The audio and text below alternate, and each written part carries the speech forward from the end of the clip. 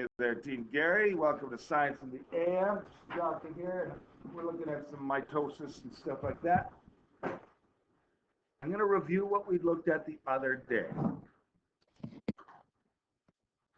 Note-wise. And if you missed the notes, you might want to replay the video. So first of all, we talked about cells in general.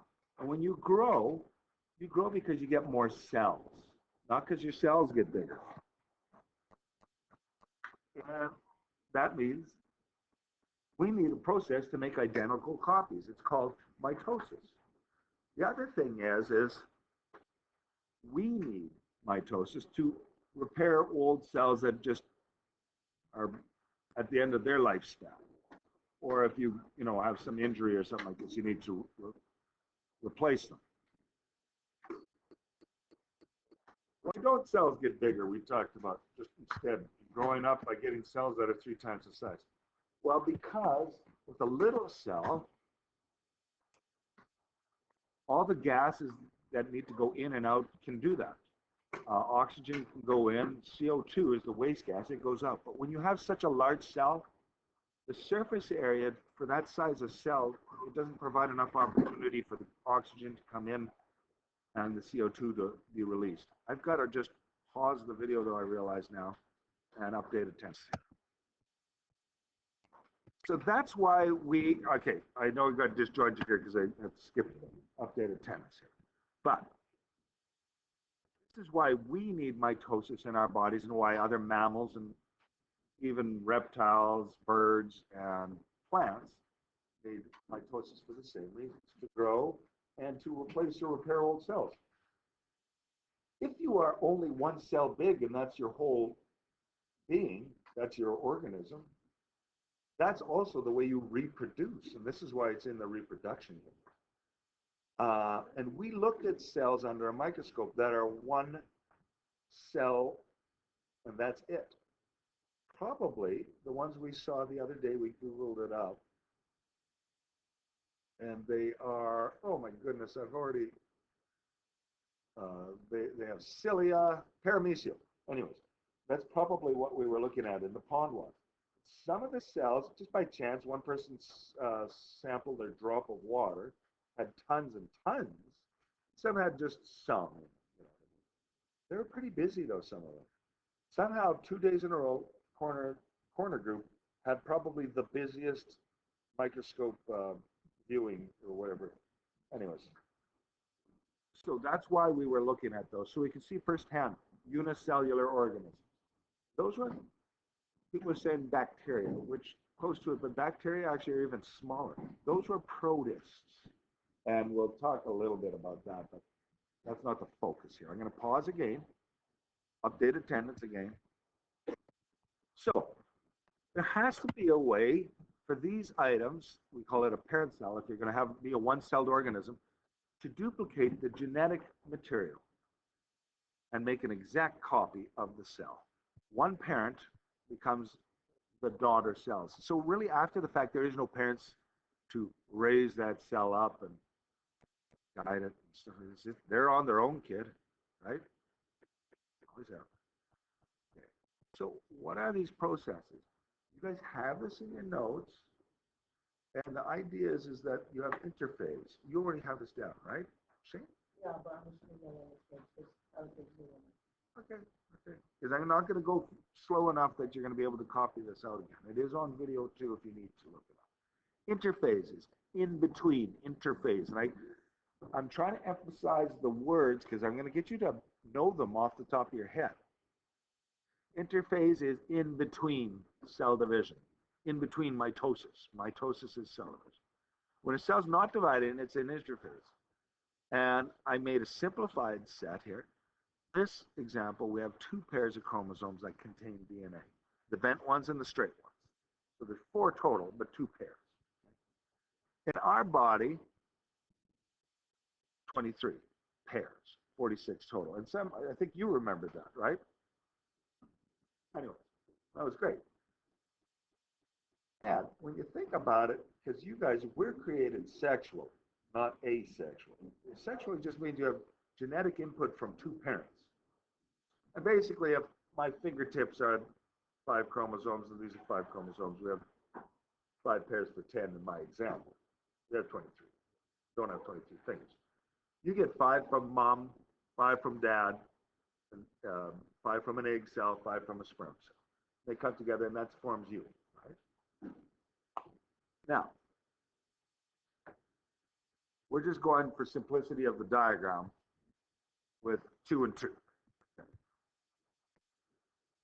In order for it to divide, though, before it happens, we have to have everything doubled up. Okay, so to get ready for mitosis, cell division, the chromosomes have to duplicate. They kind of look, when you see them under a microscope, a better microscope than we have, they kind of get ropey and look thickened. I say ropey because we'll see some pictures. And now that everything's duplicated, it's ready for interphase, or I mean for mitosis. Interphase is done and we go into the first stage. It's called prophase. Those pairs, the doubled chromosomes line up or double up and match with each other. So it's not just bent with bent. It's the bent one that's orange with the other one that's orange. The bent one that's, I don't know that color, with the other one that's pinkish. Okay. Red and red and blue, right? And if I make mistakes, it comes, is it purple? Okay. Fair enough. And yeah. So the first stage is prophase. That's where doubled up chromosomes match each other. Okay. Then once they're matched, pro first, right? Pro's the best at, if you're a pro at a sport or something like this, you're one of the best first. Okay. Prophase, first phase. Doubled up chromosomes. Meta, middle. Everything lines up in the middle then, and that's the metaphase. Meta, middle. I'm trying to get this into your head. Prophase, metaphase. Chromosomes line up at the center of the cell, the middle of the cell. We call that the equator, just like you would call the Earth's line across the middle, the equator. And there's other things that are happening in here. There's other parts of the cell, but we're just focusing on the genetic material. So the chromosomes line up in the middle, the equator of the cell. After metaphase, after anaphase. Anaphase is the third phase. And that's where the strands that were organized there now separate. You can see that the same amount of things that are going up are going down in this, and it's starting to elongate. Okay? After, anaphase. So we got prophase, metaphase, anaphase. Strands separate, move to the opposite ends of the cell. After that, start to pinch off. We call that telophase, telophase. Depends which video you'll have watched last. Anyways, telophase. Chromosomes arrive at the opposite ends, and the original cell pitches off, forming 2 daughter cells. Okay? Now you've got the 2 identical cells. And that shape is not rigid in animals and stuff. That, you know how they don't have perfect circles and stuff. Oh, they're kind of like a bag. You can do that. It pinches off, forming 2 identical daughter cells. This is where we left off. Now I'm going to have a handout. We're going to look at these and let's try to figure out what they are. These are from onion root tips. And we have all of those stages represented more than one time. I'm going to give you a paper handout, though, because you're not going to be expected to draw these pictures very well. I'm going to pause the video and hand out. You guys have had a chance to look at these pictures. Which ones do we think we know off the bat? The top left corner, I think, is telophase. Okay.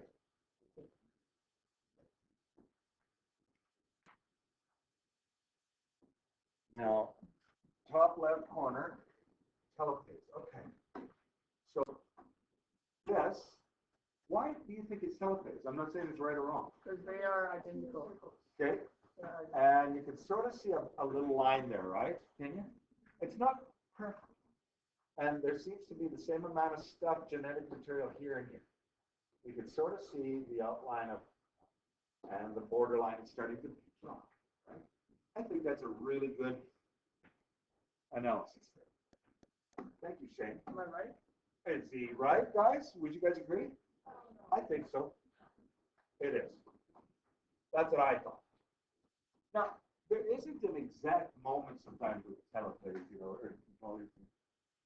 There's some of them that can be just, you know, right in between anaphase and telophase, but this one's pretty common. Well, is there any others? We don't have to go in order. You did the first one. That we're pretty confident of? Some are trickier, some are easier. Yeah. Yeah. 1, 2, 3, 4. So you're saying this one?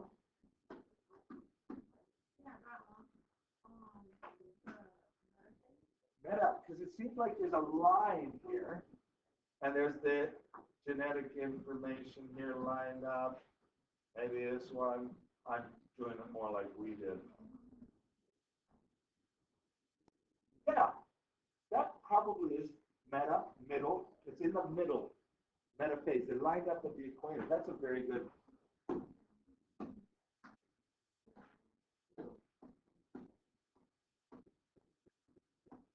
Good. Top right one could be Anaphase. I like that. Look at this. It looks like the middle is right here, but they are, the genetic material is going this way and this way. I like that. I think we can agree with anaphase for that.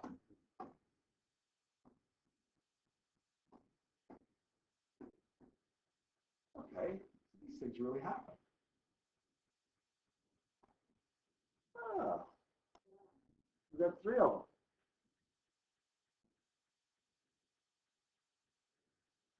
We have 3 of these identical.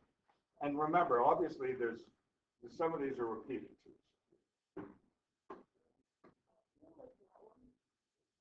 Which one is that one? Sorry. Are you just talking? Okay, I have some ideas. It's okay to be wrong sometimes too.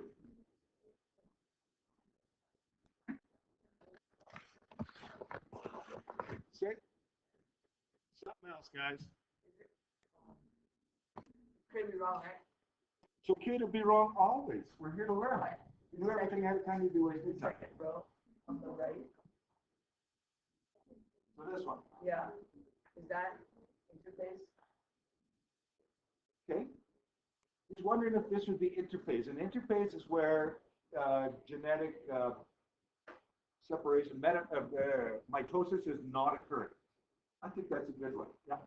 This has the nucleus and kind of see here. Here's the nucleus. And there's a box basically there. It turned into an oval.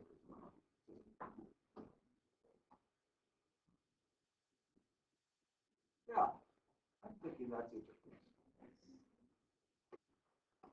Okay.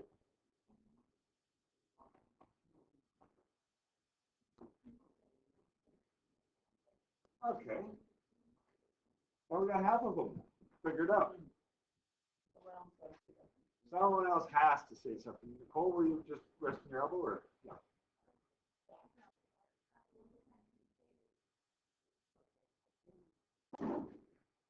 So, this one right here. I see things here. Is this the one you're talking about? It looks like this and this. Maybe this and this. This. What do you guys think? And I'm drawing something across the center. Yeah? It might be metaphase. Because it kind of lined up-ish in the middle. So I'm going to go with metaphase. And thank you for volunteering. Most people aren't saying a thing. I already said that. But one person's like 200%. Yeah, there's two. There's two. It's possible to have more than one.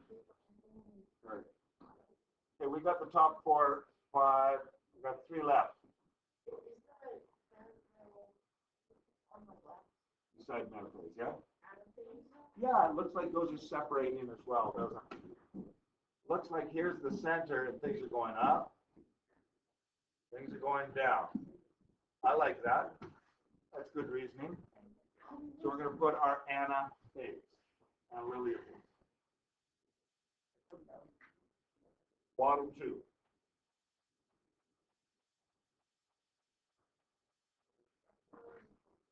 Yep.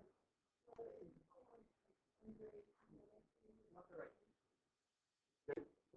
Yep. Okay.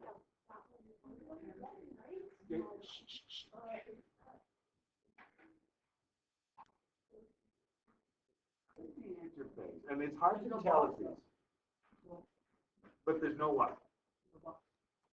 Ah. Or there's a box. There is a box. Well, this is where it's debatable. I'll tell you about this one on the left. This is where the chromosomes are kind of like thickened. I say ropey. And we're going to call this prophase.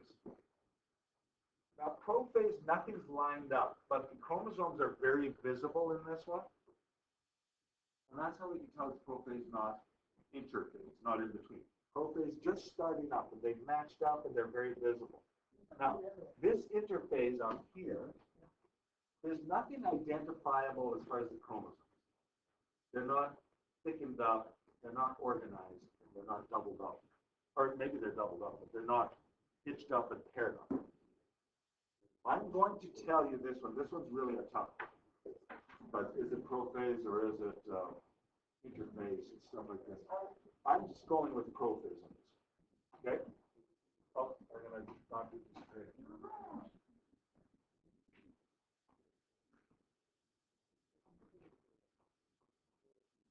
So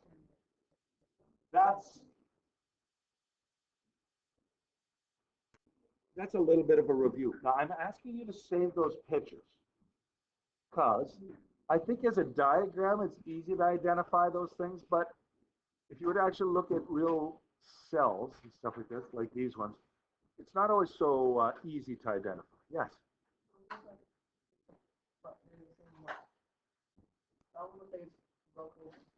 Right, and it's probably just a little further along in prophase. The one on the left is sort of already maybe getting organized a little more. You're right. The other one, the prophase on the right, this is why I'm saying that's the trickiest. Is it interphase or is it prophase? I'm going with prophase. It looks like the genetic material is sort of matched up. I'm not saying with any 100% certainty. If you could, if I had the question as label and give me a reason why you're thinking, I could accept a different answer for that. Okay? That's what I'm telling you now. Okay, now, so we've said that in our bodies, we use it to grow and to just maintain your body. That's why we need mitosis. But single-celled organisms, like we looked at in the pond water, do it for reproduction. And when it's reproduction, all sexual means and asexual means is parents or no parents, two parents or not. No true parent in asexual because that parent is also the offspring. It becomes two offspring. So, so I asked you to use your textbooks. And basically, pages 18 through 23, make notes on all the bold terms. While this is happening, I'm going to snag some people for electricity stuff, okay? Yeah. I'm going to stop recording the video here because, well, this is what we're doing for the rest of the class. The bold terms, you guys know what your bold lettering looks like. You're going to self-make your notes. You can consult the people beside you, etc.